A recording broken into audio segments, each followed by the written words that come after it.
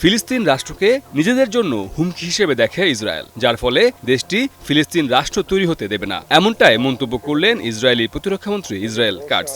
সম্প্রতি ফরাসি president Emmanuel ম্যাক্রোর ফিলিস্তিনের সার্বভৌমত্বকে স্বীকৃতি দেওয়ার সিদ্ধান্তের প্রতিক্রিয়ায় এসব মন্তব্য করেন ইসরায়েলি প্রতিরক্ষামন্ত্রী। রাশিয়ান বার্তা সংস্থা তাস তাদের এক প্রতিবেদনে জানিয়েছে এই তথ্য।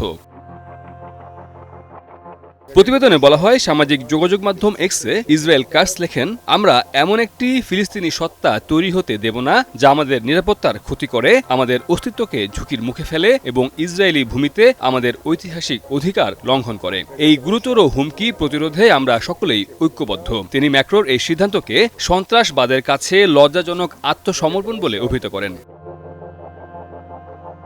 এর আগে বেনিয়ামিন নেতানিয়াহু ফ্রান্সের প্রেসিডেন্ট ম্যাক্রোর ফিলিস্তিন রাষ্ট্রকে স্বীকৃতি দেওয়ার সিদ্ধান্তের তীব্র নিন্দা জানান। এই সিদ্ধান্তকে এমন একটি পদক্ষেপ যা সন্ত্রাসকে পুরস্কৃত করে এবং আরেকটি ইরানি প্রক্সি তৈরির ঝুঁকি বলে অভিহিত করেন নেতানিয়াহু। 24 জুলাই রাতে ফরাসি প্রেসিডেন্ট ইমানুয়েল ম্যাক্রো বলেন, প্যারিস জাতিসংঘের সাধারণ পরিষদের সেপ্টেম্বরের অধিবেশনে আনুষ্ঠানিকভাবে ফিলিস্তিনি রাষ্ট্রকে স্বীকৃতি দেবে। তার মতে, আজকের সবচেয়ে গুরুত্বপূর্ণ বিষয় হল গাজায় যুদ্ধের অবসান ঘটানো এবং বেসামরিক নাগরিকদের ত্রাণ প্রদান করা। ফরাসি এই প্রেসিডেন্ট ফিলিস্তিনি প্রতিরোধ আন্দোলন, হামাসের নিরস্ত্রীকরণ নিশ্চিত করার পাশাপাশি গাজা নিরাপত্তা ও পুনরুদ্ধার নিশ্চিত করার প্রয়োজনীয়তার উপর জোর দিয়েছিলেন। ম্যাক্রো বলেন, অবশেষে আমাদের ফিলিস্তিন রাষ্ট্র গড়ে তুলতে হবে। হামাসকে নিরস্ত্রীকরণ ও ইসরায়েলকে সম্পূর্ণরূপে স্বীকৃতি দিয়ে এর কার্যকারিতা নিশ্চিত করতে হবে। এর আগে গত 9 এপ্রিল ম্যাক্রো ঘোষণা করেন, ফ্রান্স জুন মাসে ফিলিস্তিন রাষ্ট্রকে স্বীকৃতি দিতে পারে।